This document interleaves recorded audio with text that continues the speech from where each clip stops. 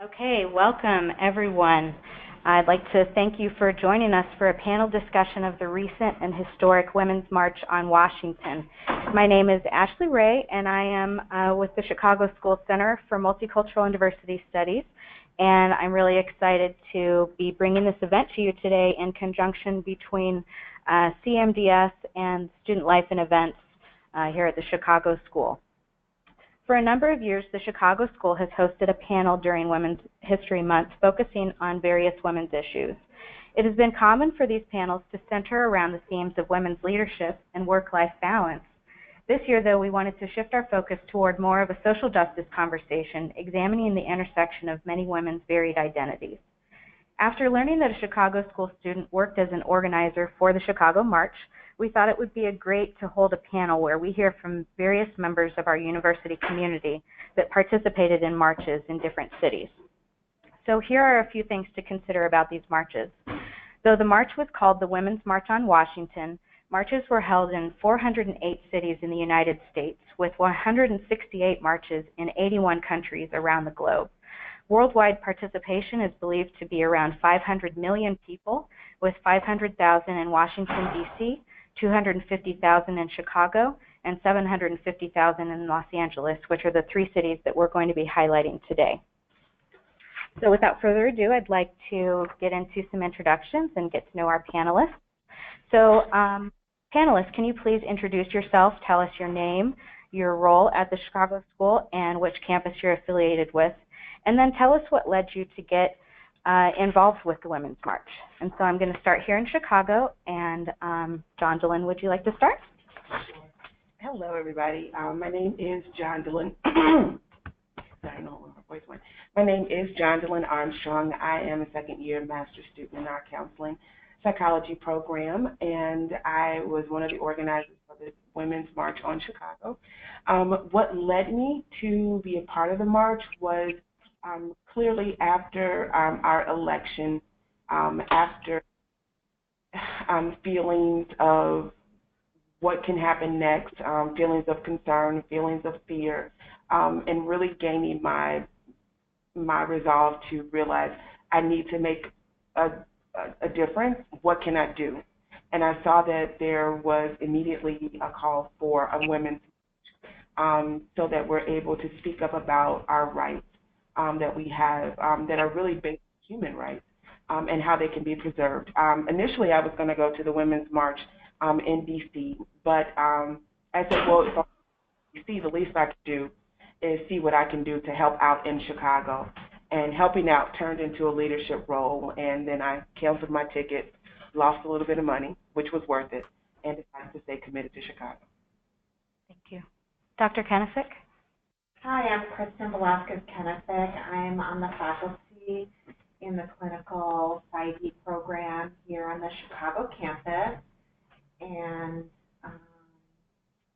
you know, as soon as I heard about the march, I think I initially heard about the March on Washington, and I immediately just went and bought my ticket without any plans, without knowing, you know, whether or not there would be other marches, because I shared Johndalyn's reaction to the election results, and as a Latina, very concerned about my community and for women and just all people who have been marginalized in the society, and I just really wanted to be part of the movement in some way. So that was my reason. Thank you. Let's go to Los Angeles next. Jessica and Bethany. Hi, my name is Jessica Kinde. I'm a second-year master's student in the Industrial and Organizational Psychology program. I actually heard originally from about the march from Beth. She told me about it, and then I kind of did some research, and I started talking to my sister about it, who's one of the strongest feminists I know, and it got me really excited. And like the other two panelists had already mentioned, it was kind of, I felt like it was an obligation, like I wanted to be there. I felt like I needed to do something, and I needed to stand up for people who didn't believe and felt scared and afraid, and all of us coming together, and it was pretty powerful. My name is Bethany Schanfarber, and I am a master's student in the Industrial Organizational Program for the LA campus. The reason that I first heard about it from one of my friends who is a 50-year-old woman who was actually participating in the march in D.C., taking a bus there from Missouri, actually. And she told me about how LA was going to also have a march. So I did research, saw when it was, and just felt absolutely compelled to participate, and just felt that it was part of my obligation as a woman to be there and stand up for others who don't have such a loud voice, and it was truly magical. Thank you. We also have on our webinar today Dr. Catherine Roland.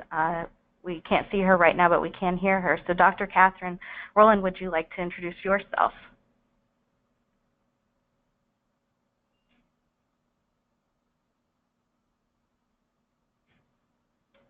Well, we might have lost Dr. Roland, and I will check on that and see if we can get her back. You didn't. Oh, No, there you are. Great. You didn't. I'm here. I'm sorry. That's okay. I thought I was being heard, but I wasn't. So I'm Catherine Roland. I am chair of the CMHC and PhD program on the Washington campus. Also this year, I'm in my role as the president of the American Counseling Association. Let me answer all of the esteemed people who have spoken before me by first saying I'm so excited that some of the students especially did attend and partially set up a march, that your interest is heartwarming. And the way I say that, the reason is because this has been going on such a long time. It's very interesting to note that we still don't have equal pay for equal work. That seemed like that was one thing that was said just in campaign and all of that in recent past. But one of the reasons that there wasn't any doubt in my mind that I would go to the Washington March, whether I lived in D.C. or not, because for me it was a repeat of what had to happen many, many years ago that afforded women like you and me being where we are. And I am terribly, terribly afraid that we're going to lose those advantages. They shouldn't be advantages. They should just be what happens in our just society. But clearly, that can be changed. And so that's why I attended the march, all 500,000+ people, and I'm looking forward to talking and listening more about that. Thank you. So what is now known as the Women's March on Washington was originally called the Million Woman March and intended to highlight women's issues. After critique was shared that the organizing group and the issues that the march spoke to were centered on white women, the march evolved, bringing on new co-chairs who are women of color and expanding its official platform to include civil rights for people of color, the LGBTQ and disability communities, and refugees and undocumented immigrants. What did you make of this critique at the time, and how did it influence your perspective of the march? And let's start in Chicago one more time. Dr. Kenefick? Yeah, that's such a complex question. I was on the Facebook page of both the Chicago March and some of these other national Facebook pages where there was a lot of dialogue about issues.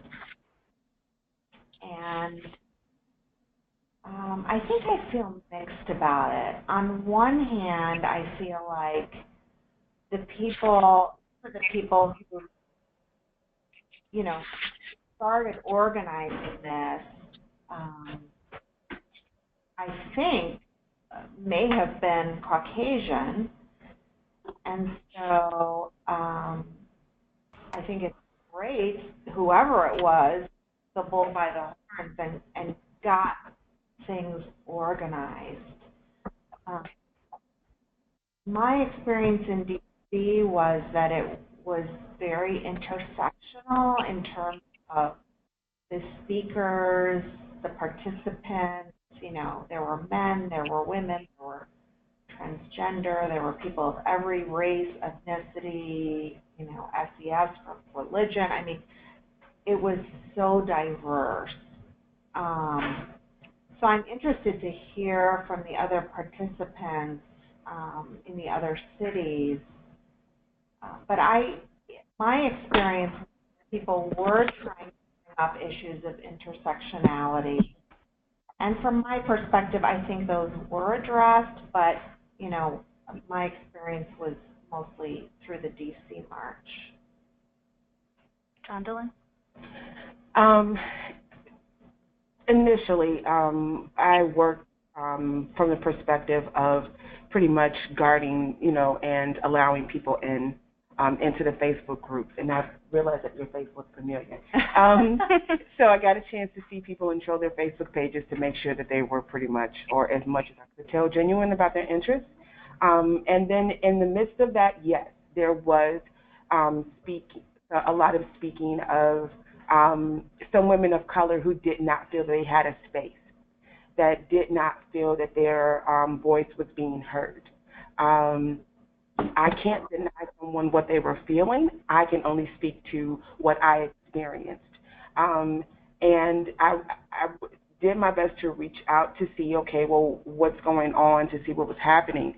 But I did notice that there were some instances where there was an imbalance of having amazing allyship that were speaking on these issues, but speaking louder than the ones that were actually impacted.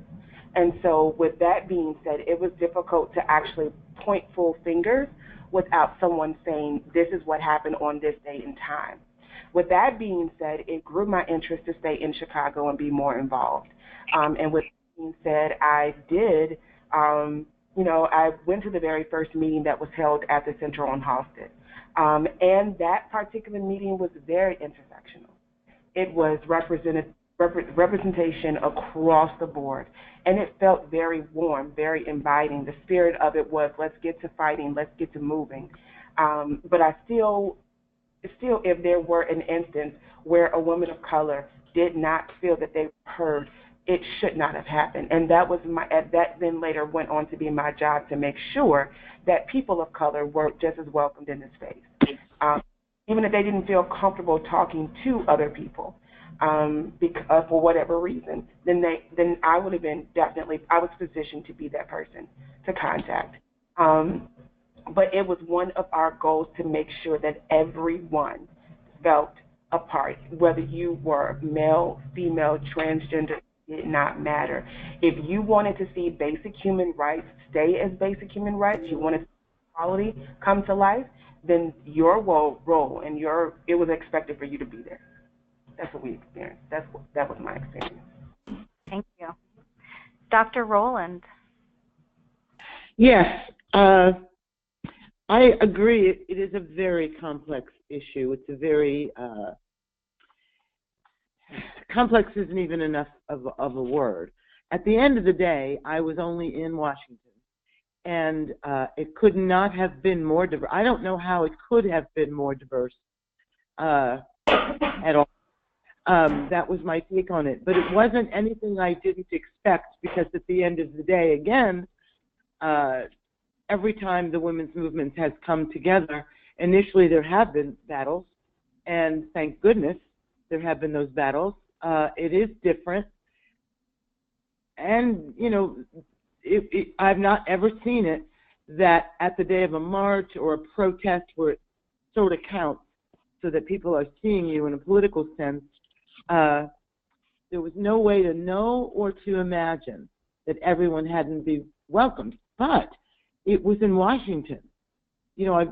So again, I have no idea how it might have been, because these were all over the world. So the question was, it caused me absolutely no thought about attending the march, not at all. But again, I do think that was from the privilege that I have of A, seeing it before, and B, being in Washington, D.C. So that's kind of my very quick answer to something that's pretty complicated. Thank you. Bethany or Jessica?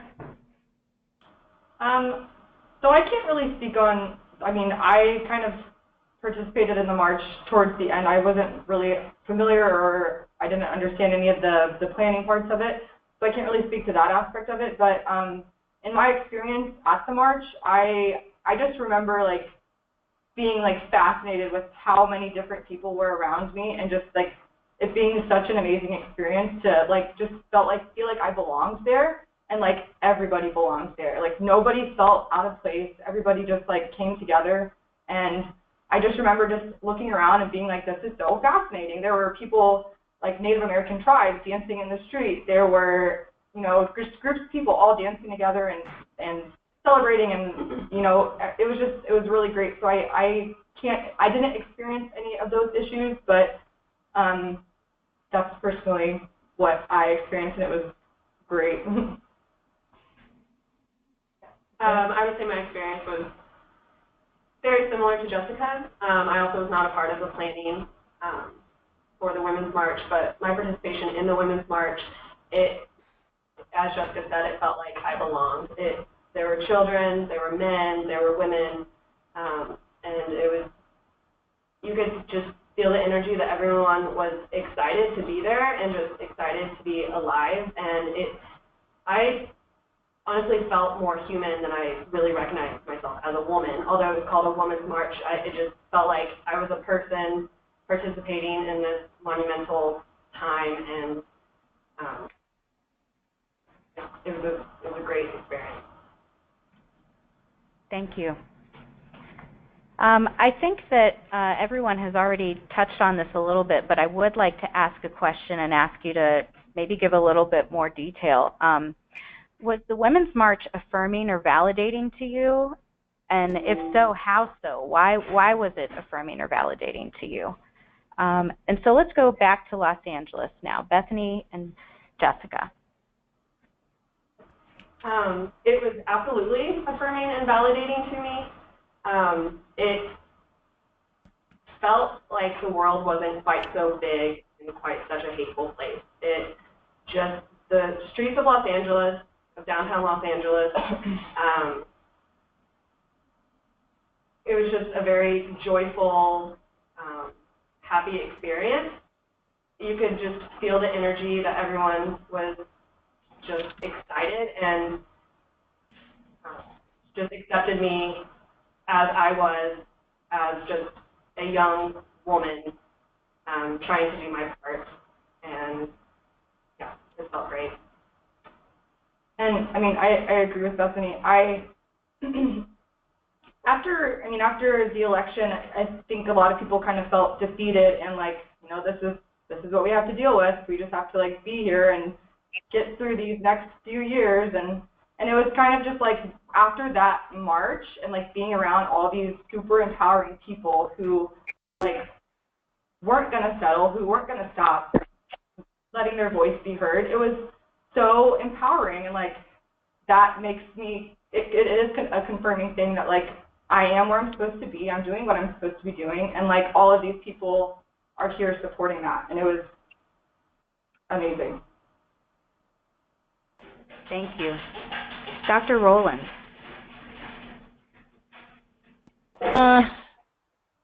It was very renewing. I, like others, was very I'm just going to say this, very upset and surprised, unfortunately, by the election. I felt that, as I just heard, people were so positive, all ages, everybody I could think of on a global scale represented, but people were singing. Again, we were in the middle of 500,000 people. I was literally in the middle of it with some colleagues, and someone is apt to get sick or have an accident or something.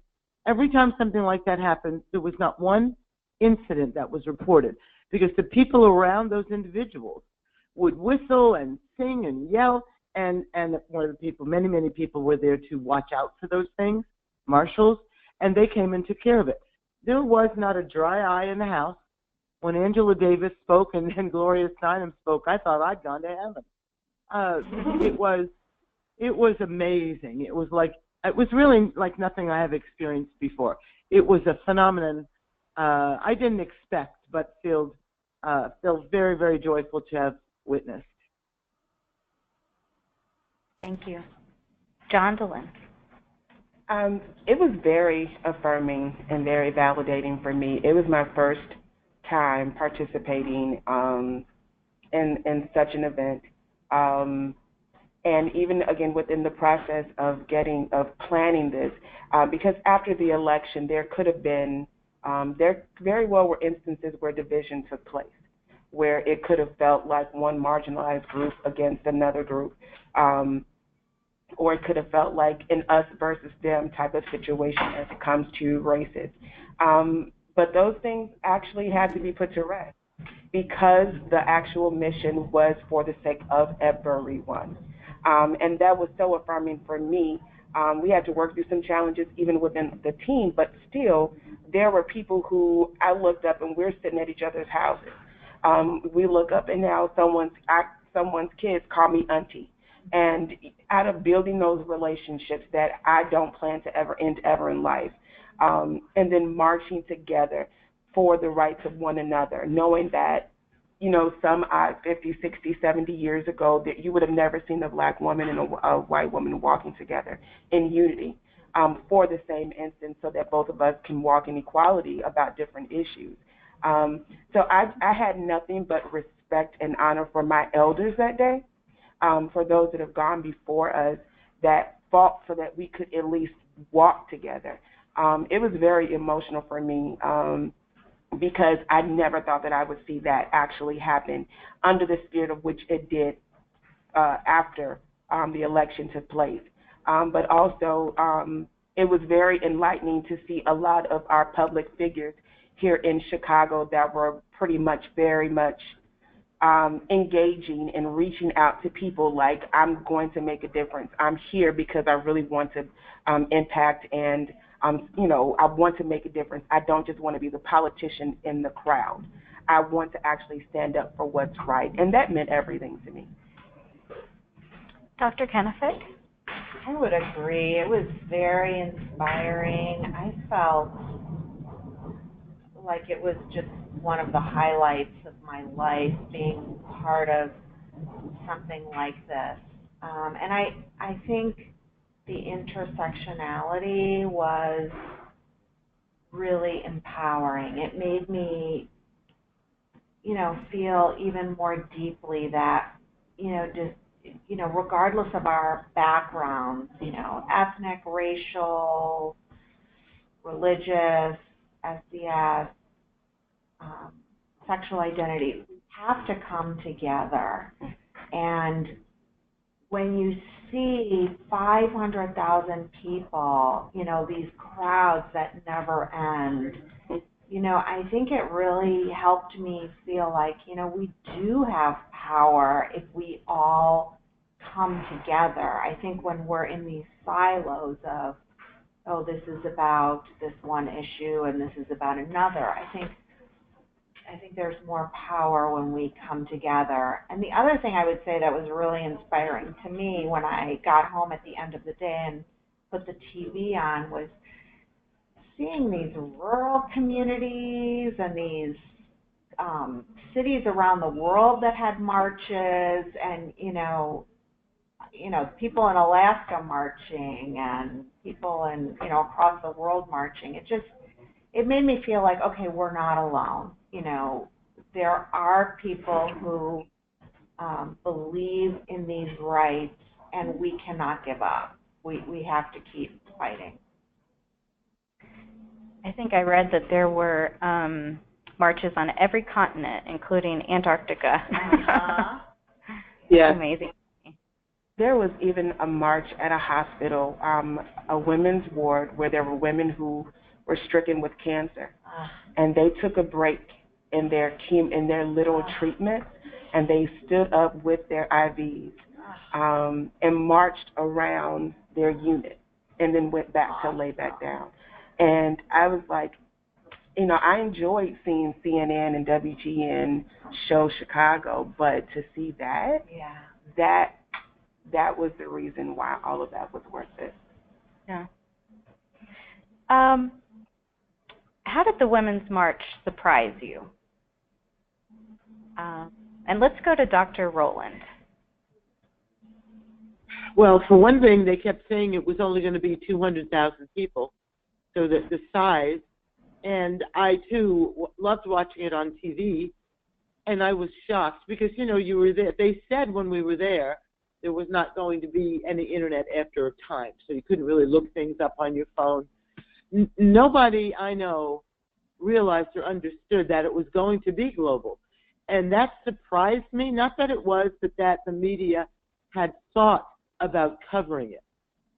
And the other surprise was the kind of women, the kind of speeches from celebrities to politicians to just people who had organized the march. I didn't expect that. I didn't know what to expect exactly, but I didn't think it would be so kind of oriented to just grassroots, down-home people. And the sheer size just threw me. So that would be it. Bethany and Jessica, what surprised you about the march? Also, I mean, the size, 750,000 people in Los Angeles, it was insane, like seeing where we go to school every single day, like just the streets absolutely flooded. You were standing side by side, just everybody singing and chanting, and you couldn't move for hours. We were standing in one spot, and it was okay. Like, we were like, this is fine, like, eventually we'll move, but, and also just, like, how emotional it was, like, in, like, such a great way. Like, I think I probably broke down into tears, like, 3 or 4 times, just because it was such a moving experience, and that was, like, really awesome. I would also have to say the magnitude, the amount of people that there were was phenomenal. And then also just how peaceful it was, that surprised me. Just there was no sense of violence or hatred or anything of that matter. It was just a very optimistic and positive experience, and I went in feeling very positive, but I left feeling just so liberated and just felt just literally connected with women and people of the world. Thank you. Dr. Kenefick, how were you surprised?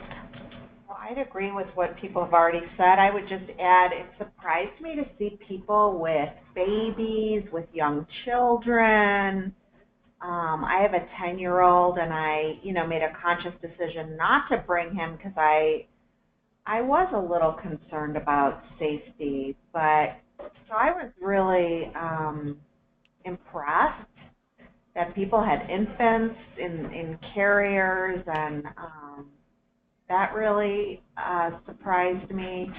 And also how, I think this happened in other cities, the crowd, went off the path, into streets that were not designated.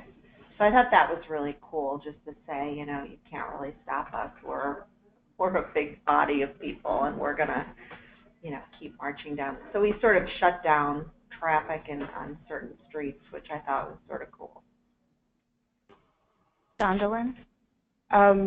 My initial shock came when I was on Facebook posting about different things, and we went live for a couple of presentations on the actual stage.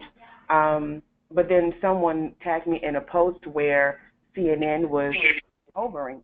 And so I was like, oh, that's really great. Is that D.C.? Is that L.A.? And they were like, no, that's Chicago. And then I saw that they were at the stage where I was standing behind, and I was like, oh, my God, it's me. What is happening? And then to know that we literally prepared, and I watched the numbers, we prepared for 50,000. And then to look up and to see over 250, we never marched. Those of us that were in the area on Columbus between Roosevelt and Monroe, there was no march. However, I looked over and there were droves of human beings walking, and I loved it because it was family units. People were with their partners. You saw husband and wife units. You saw children. It looked like one big family reunion. Yep. And then what also surprised me was how we got a lot of things right, especially with our speakers. Those that were of marginalized populations, and how our speakers also reached out to those within the trans community so that they could definitely feel that you are a part, you are not neglected, this is you. That was very touching of my heart, because I wanted to make sure that everyone left with the affirmation that they needed, and it literally happened. So, yeah. That's great. So a couple people have mentioned things that you saw when you were at the march. So think about posters, displays, performances. What were the things that stood out to you that really caught your eye? And let's go back to Los Angeles. Bethany and Jessica, what caught your eye? Well, my favorite poster in particular was hand signs making a uterus and ovaries, and it was called Ovary Gang, and I thought that was awesome. And I feel like as a woman, I'm not necessarily supposed to speak about my ovaries or my uterus, and it was really just hand signs making my reproductive organs, and it just, I've never felt prouder, honestly, proud to be a woman and a part of the Ovary Gang. Honestly, that was probably one of my favorite parts, was just looking at all the different posters. People are so creative. There were just so many, there was one just hands off, with illuminated with lights, and there were just so many, and even just old outfits, and everybody was just so outspoken, and I just liked looking at all the posters, honestly. Dr. Roland, what did you see that stood out to you?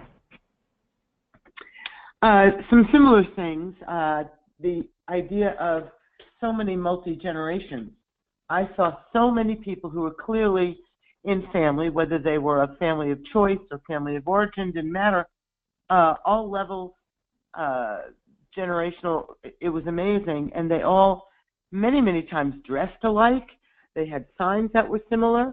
I think also some of the things that I saw in terms of people's faces, it's hard to describe, but especially poignant for me were teenagers and just over teenagers.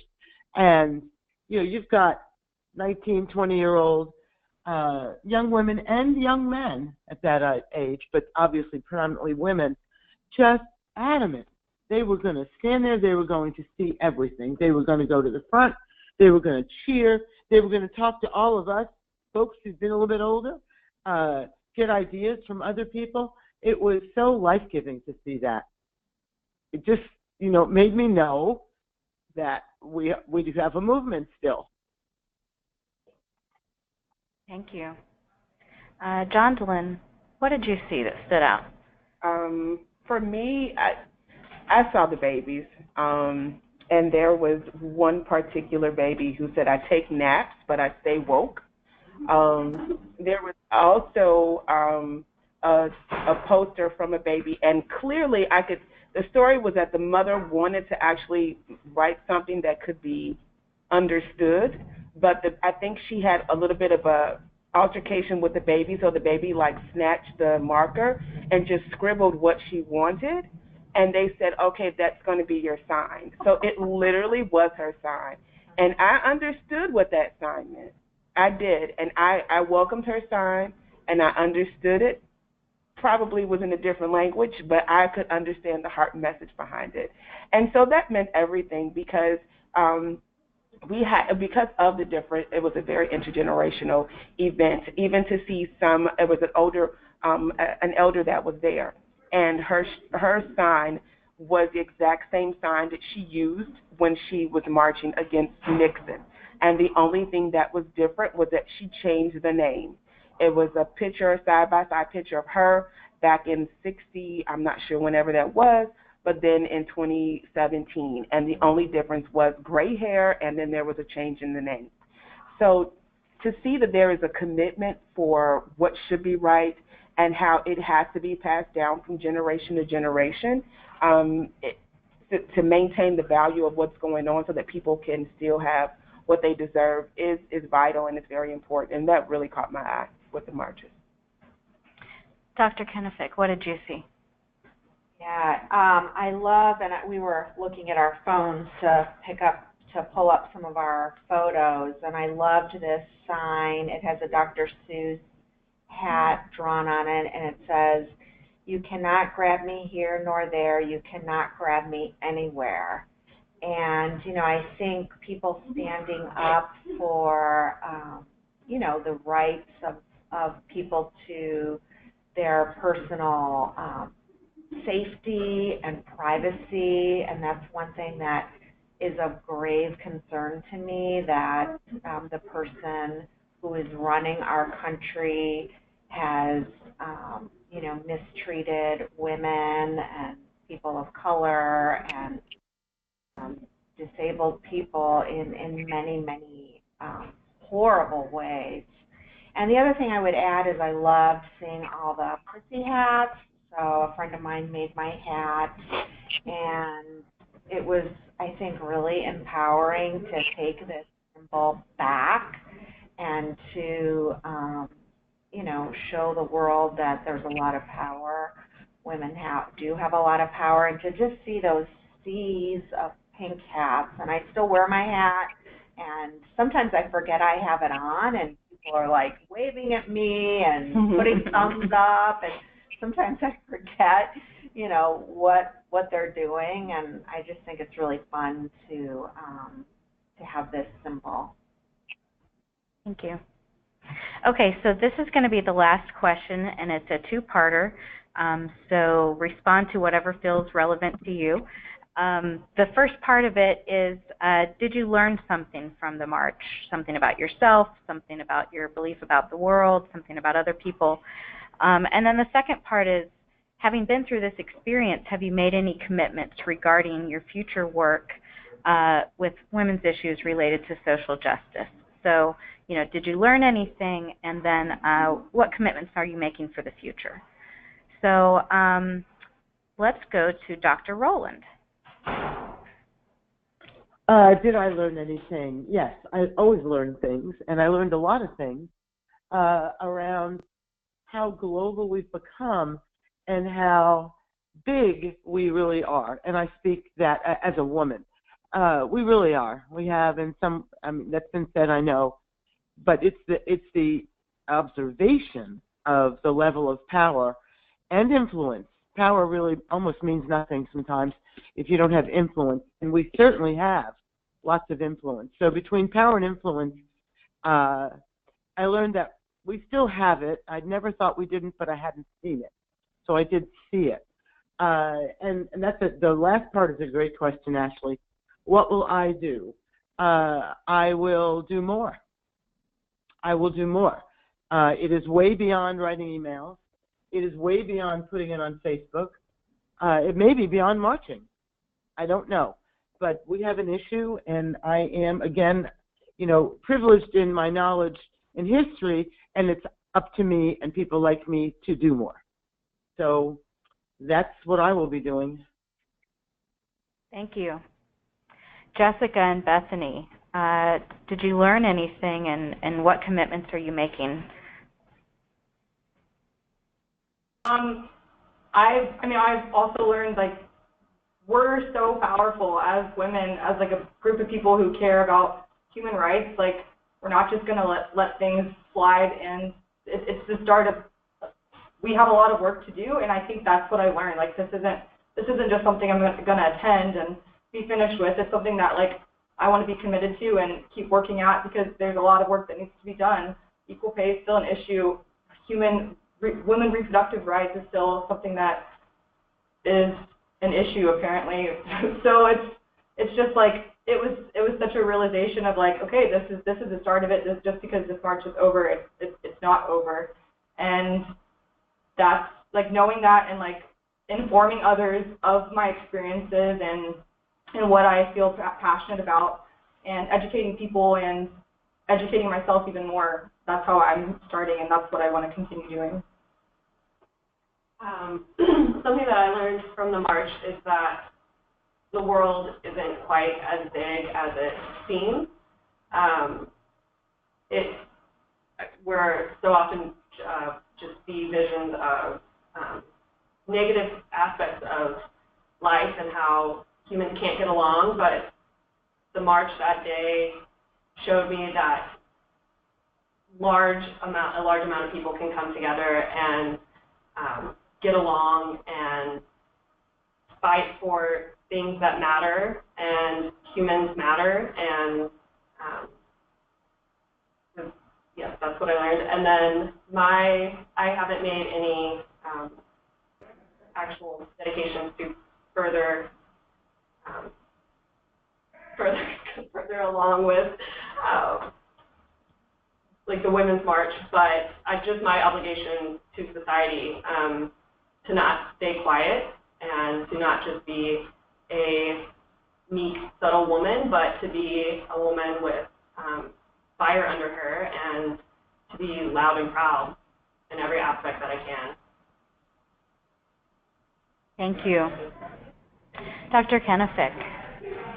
I think the march reminded me of my privilege, and you know, even some of my Latino friends that I was saying, you know, hey, did you go to the march? And you know, making assumptions about people's status, and friends of mine saying, you know, I was too afraid, you know, and too afraid for my family members, and I think it just reminded me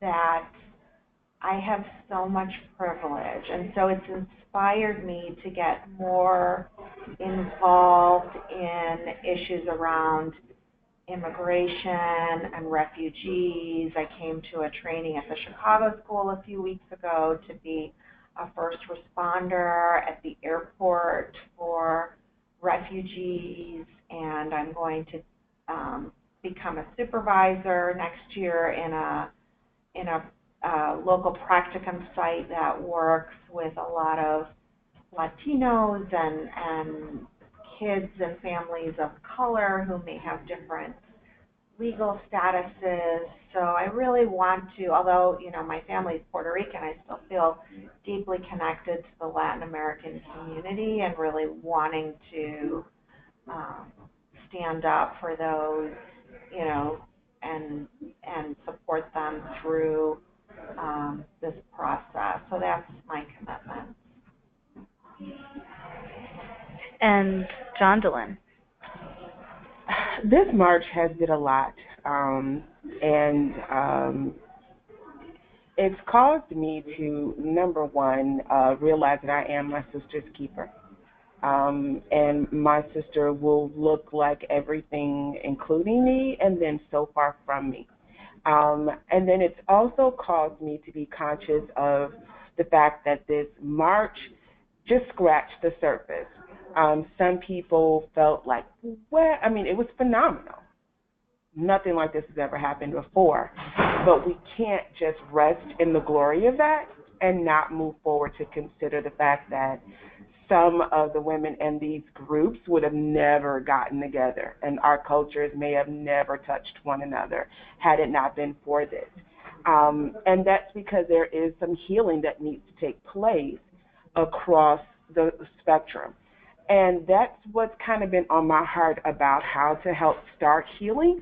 So I'm in the process of really, that's the embryonic process where I am right now, of trying to figure out how to create healing within the different ethnic groups so that we're able to come together and respond the way that we really should for one another, despite what happens with our administration, and to use our privilege for one another. That means if I am on the brown line and I'm going somewhere and my sister, who is assumed to be of the Islamic connection or Muslim or whatever, and someone tries to accost her, do I step out there and put my life on the line and sit with her?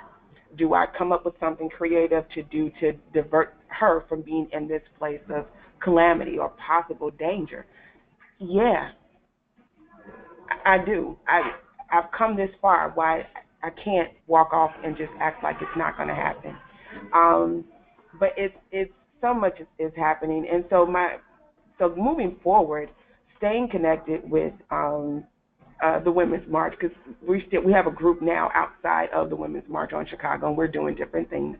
According to my school schedule, can determine what I can or cannot do, but we have events that are coming up. I'm staying connected with the group. Then I'm also doing work with a nonprofit women's organization in New York, and then also taking it abroad and staying connected with Gift of the Givers organization that focuses also on women's empowerment. So I'm in it. I'm here. I marched. I got to keep marching, because if one makes it, we all make it. Great. Thank you. Thank you to Bethany and Jessica in Los Angeles, and Dr. Roland, and to Johndalyn and Dr. Kenefick here in Chicago. If you are interested in getting in touch with any of our panelists today, you can just reach out to CMDS via our email, which is diversity@thechicagoschool.edu. But thank you again to all of our panelists and our attendees in our various cities, and to the Student Life and Events team who helped organize these in each city. And thank you, Ashley, for moderating. Great Thank job. you so much. Sure, of course. Thank you. Well done, Ashley. Well done. Thank you. Okay, so we're going to sign off now, and I hope that you all have a good rest of the day. Okay, peace, everybody. Bye. Bye. You're asking.